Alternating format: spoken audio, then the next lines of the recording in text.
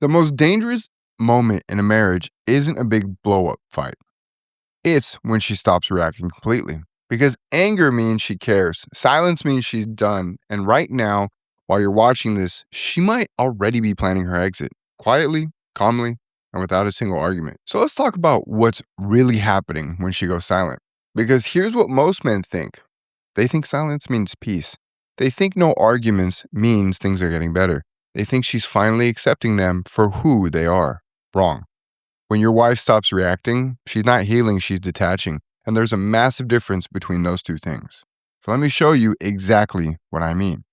There are 4 stages a woman goes through before she completely shuts down. And most men don't realize they're watching it happen in real time. Stage 1 is anger.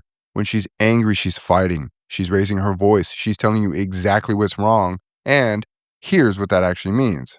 She still cares enough to fight for the marriage. Anger takes energy. It takes emotional investment. She won't waste that energy if she doesn't believe things could change. So if your wife is still getting angry with you, that's actually a good sign. It means she's still in the ring. Stage 2 is frustration. This is when anger starts to fade. Now she's not yelling, she's sighing. She's repeating herself. She's saying things like, I've told you this 1,000 times, or why don't you ever listen? What's really happening here is she's hoping you'll finally get it. She's testing to see if you'll step up without her having to spell it out every single time. She's giving you chances to prove you're paying attention. And if you're not, she's keeping score. Stage 3 is silence. This is where most of you are right now. No more fighting, no more frustration, just cold, empty quiet. And here's what that means. She's protecting herself from more disappointment. She stopped expecting you to change because expecting anything from you has hurt too many times. So she's built a wall, not to punish you, to survive you. Stage 4 is cold politeness. This is the stage before she leaves. She's pleasant, maybe cooperative. She asks how your day was. She might even smile. But that's all surface level. There's no warmth behind it, no real connection. She's treating you like a roommate, or worse, like a coworker she has to be professional with. And at this stage, she's already emotionally divorced. She's just waiting for the right moment to make it legal. Now, here's the problem. Most men completely misread the silent stage. You think, finally, no more arguments. You think she's coming down, or maybe she's finally accepting me. But the reality is the exact opposite. She's not coming down, she's shutting down. She's not accepting you, she's accepting that you won't change. And here's the most dangerous part. You relax. You think the storm has passed. You go back to business as usual. And while you're relaxing, she's detaching even more every single day. Let me give you an example of what that looks like. Imagine a high-level executive. He's been working 80-hour weeks for months. His wife has been complaining about it, telling him that she feels alone, telling him the kids miss him, telling him the marriage is suffering. He hears her, but he doesn't change anything. He says, I know, I'm sorry. It's just this one project. Then one day, she stops complaining. She stops asking when he'll be home. She stops looking disappointing when he cancels dinner plan. And he thinks, oh, finally, she gets it. She understands how hard I'm working. 6 months later, she hands him divorce papers. And he's blindsided because he thought the silence meant she was on board. But the silence meant she was done waiting. So what's actually going on in her head during the silence? Well, let me walk you through it. First, she stopped believing you'll change. Every time that you promised you didn't follow through, you made a withdrawal from the trust account. And now the account is completely empty, if not negative. She doesn't believe your words anymore because she's heard them all before. And nothing ever changed. Second, she's emotionally preparing to leave. She's not telling you this, but in her mind, she's already running through the logistics. Where she'd live, how would custody work, what would her life look like without you?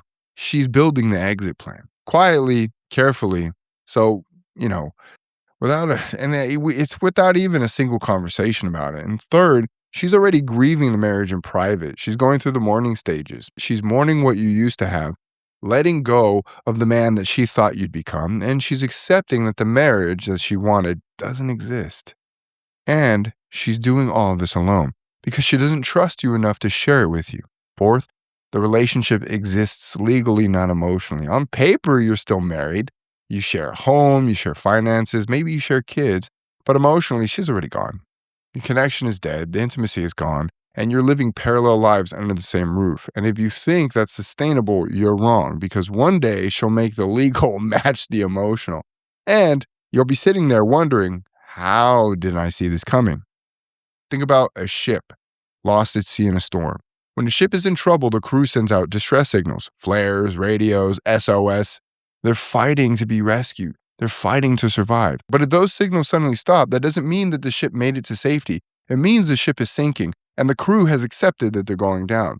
Your wife's anger was her distress signal. Her frustration was the flare. And now the signals have stopped. Not because she made it to safety, but because she accepted the marriage is sinking and she stopped fighting to save it. That's what silence really means. It's not peace, it's acceptance. Acceptance that nothing's gonna change. Acceptance that she has to protect herself. Acceptance that the end is coming. Right now, while you're watching this, she's not angry, she's not sad, she's just numb.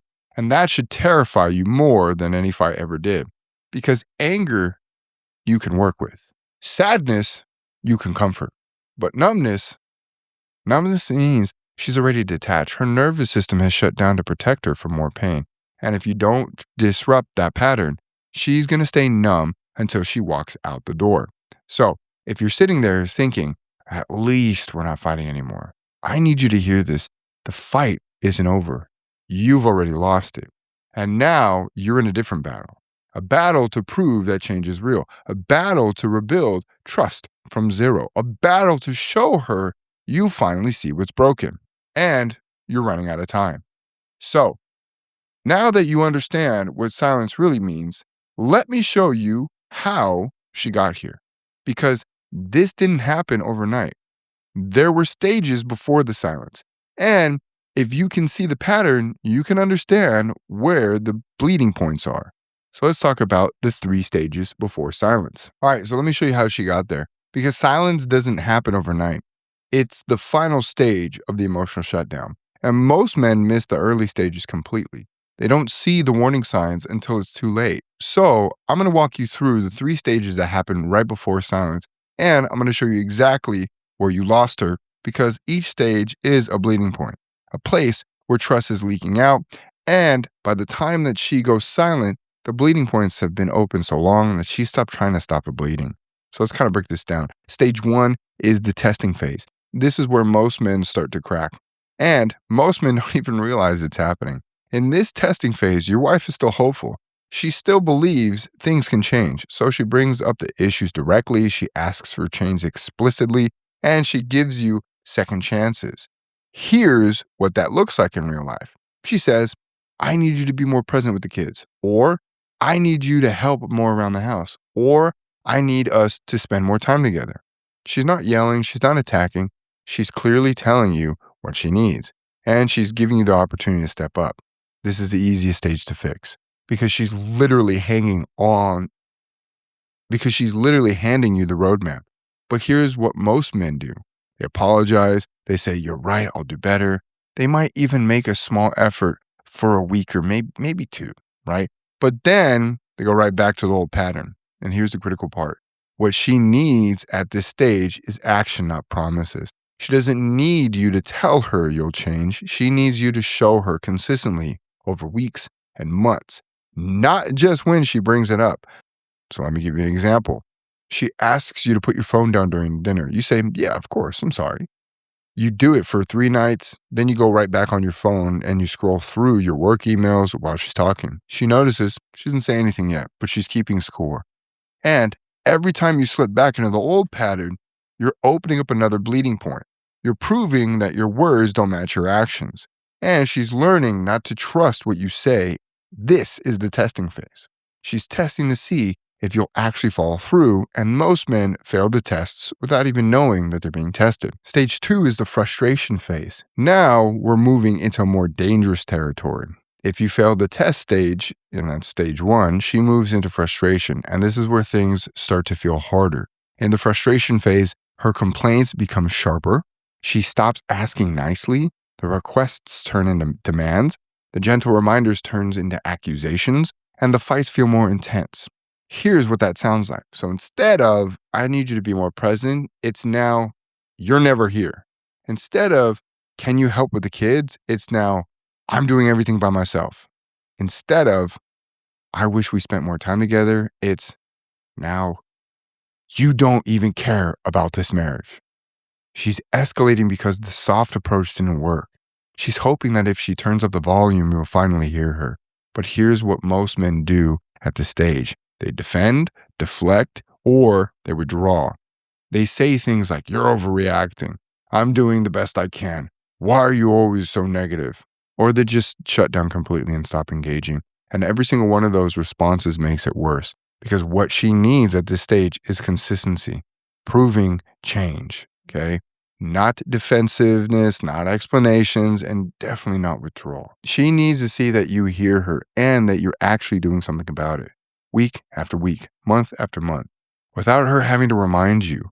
Let me show you what this actually looks like. She's frustrated because you keep saying you'll take the kids on Saturday mornings so she can have time to herself. But every Saturday, something comes up. You have work, you have golf game, you're too tired, and she asks again, and you get defensive. I said I would, didn't I? Why are you nagging me about it? And now she's not just frustrated about Saturday morning, she's frustrated that you're making her the bad guy for holding you accountable. So she escalates. The fights get bigger, and you think she's being unreasonable. But she's not being unreasonable, she's just being disappointed. Again, this is the frustration phase. She's trying harder to get through to you, but you're still not changing. And the bleeding points are getting bigger. Stage 3 is the shutdown phase, where you are probably right now. This is where most of you are. And this is the most dangerous stage because it looks like things are getting better, but they're not. In the shutdown phase, there are no more complaints, no more fights, and no more emotional investment, just mechanical interactions. She's polite, she's functional, she does what needs to be done, but there's no warmth, no affection, no real connection. Here's what that looks like day to day. She asks how your day was, but she's not really listening to the answer. She makes dinner, but she's not sitting down to eat with you. She sleeps in the same bed, but there's a wall of pillows between you, and it feels like you guys are just inches away from each other, but you're miles apart. She responds to your texts with one-word answers. She's physically present, but emotionally, she's already gone. And here's what most men do at this stage. They assume things will get better. They think, well, at least we're not fighting anymore. They relax, they go back to business as usual, and they completely miss what's actually happening, because what she needs at this stage is a disruption of the pattern. She needs you to do something that proves this time is different. She needs you to show up in a way you've never shown up before. Not with words, with action. Consistent, visible, undeniable. But most men don't do that. They think the storm has passed, so they don't change anything. And while they're relaxing, she's finalizing her exit plan. Let me paint a picture of how this plays out. You've been working long hours for months. She complained about it in stage 1. You apologized and kept working. She got frustrated at stage 2. You defended yourself and kept working. Now she stopped saying anything, and you think, good, right? She finally understands how important my career is. But she doesn't understand. She accepted that your career will always come first. She accepted that she'll always be second. She accepted that the marriage that she wanted doesn't exist. And while you're thinking everything is fine, she's already talking to a lawyer. This is the shutdown phase, and this is the last exit before she leaves. Now, here's what you need to understand. Each of these stages is a bleeding point, right? A place where trust is leaking out. In stage 1, the bleeding starts. She tests what's wrong. You don't fix it. Trust leaks out. Stage 2, the bleeding gets worse. She escalates. You defend or you deflect. More trust leaks out. By stage 3, the bleeding points have been open so long, she stopped trying to stop the bleeding. She's not trying to save the marriage anymore. She's trying to survive it. And eventually, she'll decide that she doesn't even want to do that. Let me tell you about a guy. Now, I'll call him Mark. Mark is a high-level executive, makes great money, provides well for his family, works 80-hour weeks building his business. His wife started in stage 1. She asked him to come home for dinner, to be there for bedtime, to take a weekend off once in a while. He said yes, but he didn't actually do it. So she moved to stage 2. She got frustrated. She told him that she felt like a single parent, that the kids were asking why daddy was never home, that she was lonely. And Mark got defensive. I'm building this business for us. Why can't you see that? Do you know how much pressure I'm under? You should be grateful, not complaining." So she stopped. She went to stage 3. No more complaints, no more requests, just silence. And Mark thought, finally, she gets it. She understands how hard I'm working. He thought the storm had passed. He relaxed. He kept working. 6 months later, his wife handed him divorce papers, and Mark was blindsided. He said, but things were fine. We weren't even fighting. And his wife said, exactly. I was done fighting for something you clearly didn't care about. The storm hadn't passed. The storm had left, and it took her with it. That's what's happening when you misread the shutdown phase. You think silence means peace, but silence means she's already emotionally divorced you, and she's just waiting for the paperwork to catch up. Here's what you need to understand. She didn't stop caring because she wanted to. She stopped caring because caring hurt too much. Every time she asked for change and nothing happened, it hurt. Every time she fought for the marriage and you fought back, it hurt. Every time she hoped things would be different and they weren't, it hurt. So eventually her nervous system did what it was designed to do.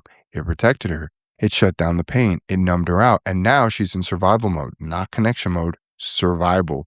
And if you can think you can wait this out, you can't, because the longer that she stays in shutdown, the harder it is to bring her back. So let's make this crystal clear.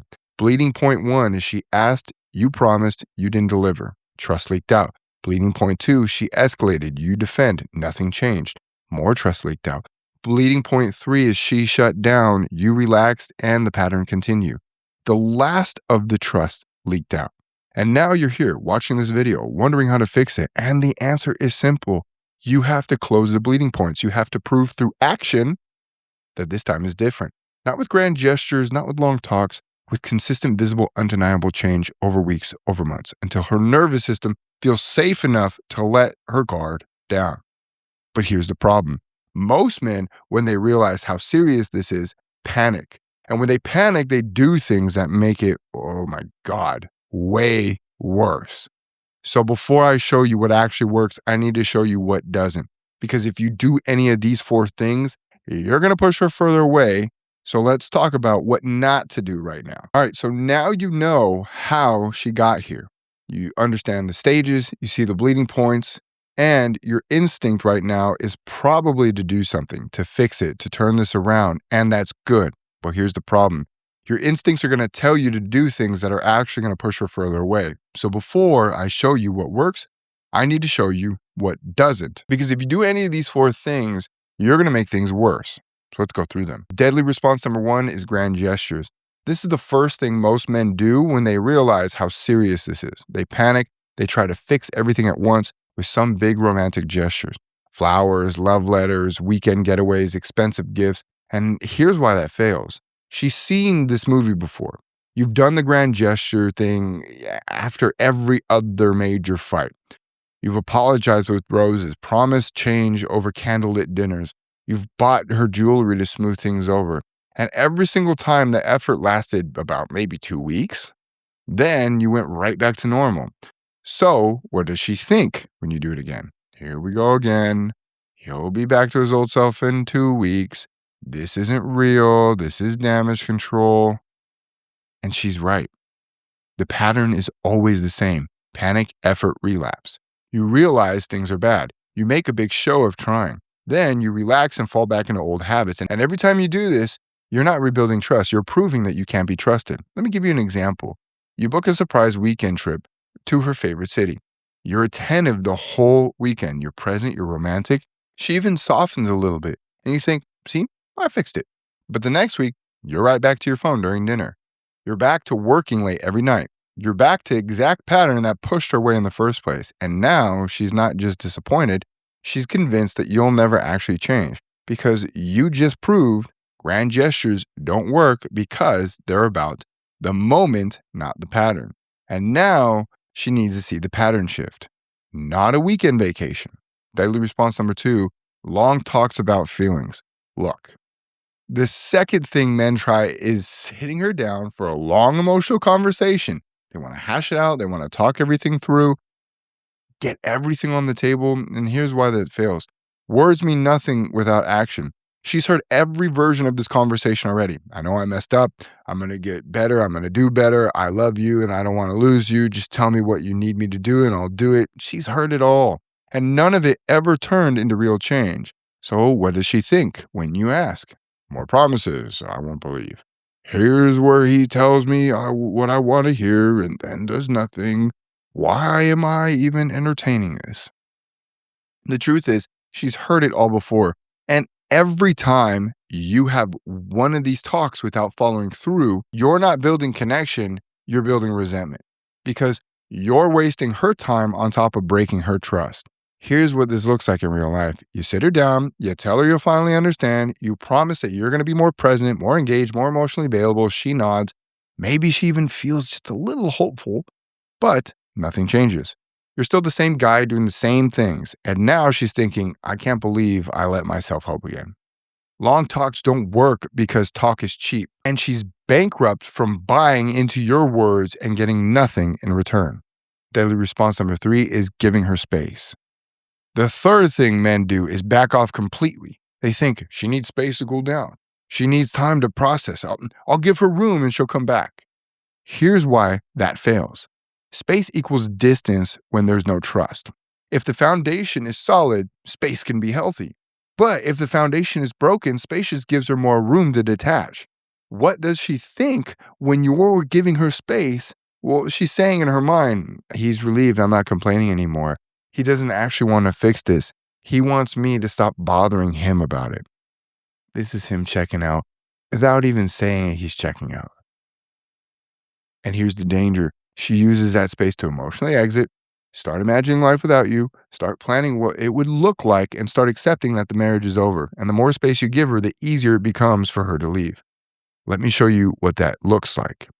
You notice she's distant, so you stop initiating conversations. You stop asking about her day. You give her space, and you think you're being respectful. But she's thinking, he doesn't even care enough to fight for this. And while you're giving her space, she's using that space to build a life that doesn't include you. She's reconnecting with old friends. She's picking up hobbies that you're not a part of. She's emotionally investing everywhere except the marriage. Giving her space doesn't work because she doesn't need distance. She needs you to show up consistently, reliably, like a leader who sees the ship is sinking and refuses to abandon it. Daily response number 4 is acting like everything's fine. The fourth and most deadly response is the worst one, okay? And it's what most men do without even realizing it. They act like everything is fine. They ignore the reality of where the marriage is, and they go about their day like nothing's wrong. And here's why that fails. Ignoring reality doesn't change it. Just because you're pretending everything is fine doesn't mean it is. And she knows it. What does she think when you act like this? Well, he doesn't even see how bad it is. He's completely oblivious. I can't believe I married someone this checked out. And here's the outcome. While you're acting like everything is fine, she's finalizing her exit plan in silence, without a single warning, because she's learned that you don't respond to warnings anyways. So let me give you an example, right? She's been cold for months, no affection, no real conversation, no intimacy, and you just keep going to work, coming home, watching TV, going to bed. Like it's normal, like nothing's wrong. You're not addressing it. You're not acknowledging it. You're just existing next to her. And she's thinking, oh, God, how can he not see this? How can he be this blind? I've already checked out and he doesn't even notice. And one day she serves you divorce papers and you're shocked. Where did this come from? Why didn't you say anything? But she did say something with her silence, with her distance, with every cold mechanical interaction. You just weren't paying attention. Acting like everything's fine doesn't work because it proves you're not even in reality. And she can't build a future with someone who refuses to see the present. Think about it like this. You hire a contractor to fix your roof. He shows up, takes your money, promises he'll get it done. But every time it rains, water still leaks through. So you call him. He apologizes. He said he'll come back next week and finish the job. But next week comes and goes and the roof still leaks. So you call again. This time you're frustrated. You're not polite anymore. You tell him this is unacceptable. And he gets defensive. I'm doing the best I can. These things take time. Why are you being unreasonable? So you stop calling. Not because the roof is fixed, but because you've accepted that he's never going to fix it. And you start looking for someone who will. That's what's happening in your marriage. Your wife has been calling you to fix the leaks. You've been promising that you'll get to it, but the leaks are still there. And now she stopped calling, not because the roof is fixed, but because she's accepted you're never going to fix it. And she started looking away from you. And she started looking for a way out. Here's the bottom line. You cannot grand gesture your way out of this. You cannot talk your way out of this. You cannot wait your way out of this. And you definitely cannot ignore your way out of this. The worst thing that you could do right now is treat this like a problem that will solve itself. It won't. Silence is the countdown clock. And every day you waste doing the wrong thing is another day closer to her walking out the door. So what do you do instead? Well, let me show you. Because this is a way to turn this around. But it's not what you think. And it's not going to be comfortable. But if you're willing to lead like a man you are, it's absolutely possible. So let's talk about what actually works. But look, if you're watching this right now and you realize that you're in the silent stage, you need a real plan. Not a trial and error, not guessing, not hoping things magically get better, a real strategic plan built for where you actually are. That's what we do. We work with high-performing men just like you who are facing the exact situation, and we map out exactly where you are and what needs to happen next. No fluff, no therapy talk, just a clear roadmap to turn this around before it's too late. So here's what I want you to do. Click that link in the description below and book a call with my team. We'll walk you through your specific situation. We'll identify your bleeding points, and we'll show you exactly what needs to change. This is not a sales pitch. This is a strategy session. If you're serious about saving your marriage, this is your next move. The link is in the description below. Book the call. Now let's get to work. All right. So now you know what doesn't work. Let's talk about what does, because here's the truth. You can't talk your way out of this. You have to lead your way out. And that requires a framework, not random acts of effort, not hoping that she notices that you're trying, a real strategic framework that rebuilds trust from the ground up. This is what I call the emotional layering protocol. And it's built on 3 stages: healing, shifting, and bonding. I'm not going to give you the full system here, but I'm going to show you what each stage does and why it matters. So let's break it down. Stage 1 is the healing stage. The first stage is about stopping the bleeding. You can't rebuild trust while you're still breaking it. So the healing stage has 3 objectives. First, stop creating new bleeding points. This means you stop doing the things that push her away. You stop making promises you don't keep. You stop defending yourself when she brings up valid concerns. You stop withdrawing when things get uncomfortable. Every time you do one of those things, you're opening a new wound. So the first step is simple. Stop cutting her. Second, show her you see what's broken. This is not about having a long conversation. It's about demonstrating through your actions that you finally get it. She needs to see that you understand why she shut down. Not because you said the words, but because you stopped doing the things that caused it. Third is prove you understand why she shut down. This is where most men fail. They think that they understand, but their actions prove they don't. If you understood, you wouldn't keep repeating the same patterns. So in the healing stage, you're proving through behavior that you finally see the full picture. Here's what that actually looks like in practice. Let's say that one of your bleeding points is that you're always on your phone during family time, which is actually rejection and alienation. She asked you to put it down, okay? You said you will, but you keep picking it back up. In the healing stage, the phone stays in another room during dinner. No exceptions, no checking it real quick, no explanations. You just stop doing the thing that's been bleeding trust. And you do it consistently, day after day, week after week, until she starts to notice that something is actually different. Stage 2 is the shifting stage. Once you stop the bleeding, you move into the shifting stage. This is where the real work happens. This is the meat and potatoes. This is the fun stuff. This is the Renaissance man stuff. Because stopping the damage is not the same as rebuilding trust. And the shifting stage is all about rebuilding. Here's how it actually works. You take consistent visible action over weeks, not grand gestures, not one-time efforts, small daily actions that prove the patterns have changed. And here's the critical part. No explanations, no announcements, and no, hey, notice I'm not doing this now. You just do it. And you let the change speak louder than the words, because she's not listening to what you say anymore. She's watching what you do. She's waiting to see if it lasts. Here's what it actually looks like in real life. Let's say another bleeding point is that you never help with the kids' bedtime routine.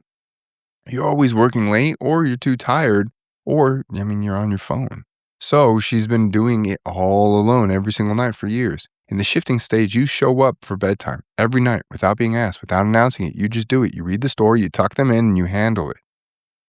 After 2 weeks, she notices. After 4 weeks, she starts to relax. After 8 weeks, her nervous system starts to believe this might actually be real. That's the shifting stage. Consistent action that proves the pattern is broken. Stage 3 is the bonding stage. Once trust rebuilds, you move into the bonding stage. This is where you rebuild emotional safety through leadership, not through control, through presence. The bonding stage is about creating moments where she feels seen, not managed, where she feels safe enough to let her guard down, where she starts to remember why she married you in the first place. And you do this by reestablishing trust through predictable presence. She needs to know that you're not going to relapse. She needs to feel that the change is permanent. She needs to see that you're leading the marriage, not just surviving it. Here's what that actually looks like. Let's say one of the things that she's been grieving is that you stop being emotionally present. You're physically there, but emotionally you're just checked out. In the bonding stage, you create moments of real connection. You ask her about her day and actually listen. You notice when she's stressed and you stepped in without being asked. You make space for her to feel safe enough to open up again, and you do it consistently. Not because you're trying to fix something, but because this is who you are now. That's the bonding stage. Rebuilding emotional intimacy through consistent, grounded leadership. Now, here's what this framework looks like in action. You don't promise change, you become it. No more, I'm going to do better. No more, just give me one more chance. You just change. And you let the results speak for themselves. You don't ask her to believe you. You prove it daily, every single day. Your actions align with the man you say you are, not because you're performing, but because you're actually shifted. You don't wait for her to soften. You lead regardless, even if she's cold, even if she's distant, even if she doesn't acknowledge your effort. You keep leading because that's what leaders do. They don't need validation to do the right thing. They just do it. Think about it like this. You're the captain of a ship, and for months, maybe years, you've been navigating poorly. You've run the ship into some storms and you could have avoided them. You've ignored warning signs and you made decisions that put the crew at risk. At first, the crew voiced their concerns. They told you the ship was off course. They told you the hull was taking damage. They told you the morale was falling apart, but you didn't listen. You defended your decisions. You told them to trust the process, and you kept steering the ship anyways. So eventually the crew stopped speaking up. They didn't mutiny out loud. They just stopped following orders. They stopped trusting your leadership. And now the ship is still moving, but the crew has emotionally checked out. And they're just waiting to see if you'll get them to shore alive or if they need to abandon ship. Now, how does the captain fix it? He doesn't give a big speech about how he's going to do better. No. Okay. Does he even apologize and promise that he'll change? No. He just starts navigating correctly day after day, week after week. He avoids the storms, makes smarter decisions, and he proves through action that he knows what he's doing. And slowly the crew starts to trust again. Not because he said the right things, but because he did the right things consistently, predictably, until their nervous system felt safe enough to believe in his leadership. That's what you're doing with your wife. Not giving speeches, you're navigating correctly every single day, until her nervous system feels safe enough to trust you again. Here's the teaching point I really need you to understand. She didn't shut down because you're a bad guy. You're not a villain. You're not even abusive. No one here listening to this. You're definitely not evil. She shut down because the pattern kept repeating. Promise, relapse, effort, withdrawal, attention, neglect. And her nervous system learned that the pattern is more reliable than your promise. So it shut down to protect her. You don't break the pattern with words. You break it with leadership, consistent, visible, undeniable leadership. And when the pattern stays broken long enough, her nervous system will start to believe it's safe to trust you again. Here's what's actually happening right now. Right now, she's watching to see if you're serious. Not with her ears, with her nervous system, because her nervous system doesn't care what you say. It only cares what you do. And it's been trained by years of pattern and repetition to expect relapse. So it's waiting, it's watching, it's testing. And she'll feel the shift before she believes it. Her body will relax before her mind does. She'll soften before she admits it. And if you're consistent enough, long enough, her nervous system will send the signal. It's safe now. He's different. I can trust again. But you can't fake it. You can't trick a nervous system. You can only prove it through time, consistency, and through leadership that doesn't waver. So here's what this means for you. You need a plan, not a vague idea, not good intentions, a real strategic plan that walks you through all three stages: healing, shifting, and bonding. And that's exactly what we help men do every single day. We map out your specific bleeding points. We build a custom leadership plan for your marriage, and we walk you through it step by step until the trust is rebuilt. Because this is not something that you can wing, and it's not something that you can afford to get wrong. So let me bring this all together and show you exactly where to go from here. All right, let's bring this all together. Here's what you need to remember. Silence isn't peace, it's detachment. When your wife stops reacting, she's not healing, she's protecting herself. And if you keep treating the silence like it means things are getting better, you're going to lose her. She didn't stop reacting overnight. This was a progression. She went through the testing phase, then the frustration phase, then the shutdown phase. And at every stage, there were bleeding points, places where trust leaks. And now those bleeding points have been open so long, she stopped trying to stop the bleeding. Your instincts will tell you to do things that make it worse. Grand gestures, long talks, giving her space, acting like everything's fine. All of those push her further away because none of them address the real problem, the pattern. You need a leadership plan, not another conversation. You need a framework that walks you through healing, shifting, and bonding. You need to stop the bleeding, prove the pattern is broken, and rebuild through consistent visible action, not words, leadership. Here's the good news, though. If she's still there, it's not too late. Even if she's a little checked out, even if she handed you the divorce papers, even if you're separated, it's still not too late. It's how you lead moving forward. I've seen men turn this around from the worst of the worst situations, and probably worse than yours. I've seen marriages that were days away from divorce completely rebuild. But here's what you need to understand. Silence is the final warning. The next stage is her leaving, and by then, you'll be out of time. Right now, you have a window. It's small, it's closing, but it's still open. And if you act now with precision, with strategy, with real leadership, you can turn this around. But you have to act. Not next week, not after you think about it, now. Look, you didn't build your career by guessing. You didn't close deals by winging it. You didn't lead your team by hoping things would work out. You had a strategy. You had a plan. You executed with precision. Your marriage deserves the same level of precision. This is not some mysterious, unfixable problem. This is a trust issue, and trust can be rebuilt, but only if you approach it in the way that you approach everything else you've mastered, with strategy, consistency, with leadership.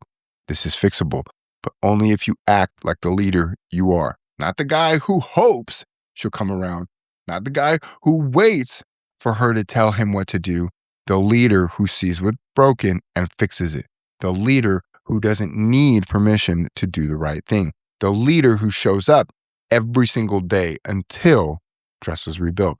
That's who you need to be right now. And I know you can do this because you've done harder things. You've built businesses, you've led teams, you've overcome obstacles that would have broken other men. This is just another mountain, and you know how to climb mountains. So here's what happened next. You make a decision. Either you're going to keep doing what you've been doing and hope it works out, or you're going to get a real plan and execute it like a leader that you are. If you choose the second option, I'm here to help. My team and I do this every single day. We've helped hundreds of men in your exact position turn their marriages around, and we can help you too. But you have to take the first step. You have to decide that your marriage is worth the same level of effort that you give in everything else in your life. And if you decide that, we'll show you exactly what to do next. All right, so here's what you do next. If you're ready to stop guessing and start leading, book a call with my team. That link is in the description below. We'll walk you through exactly where you are and what needs to happen next. No fluff, no therapy talk, just a clear roadmap to turn this around. If you want to understand the full framework first, grab a copy of the Heroic Husband Method book. It's $8. Links in the description below.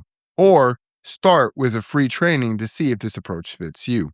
That link is also in the description below too. But whatever you do, do something because she's waiting to see if you're serious. And if you make her wait too long, she's going to stop waiting.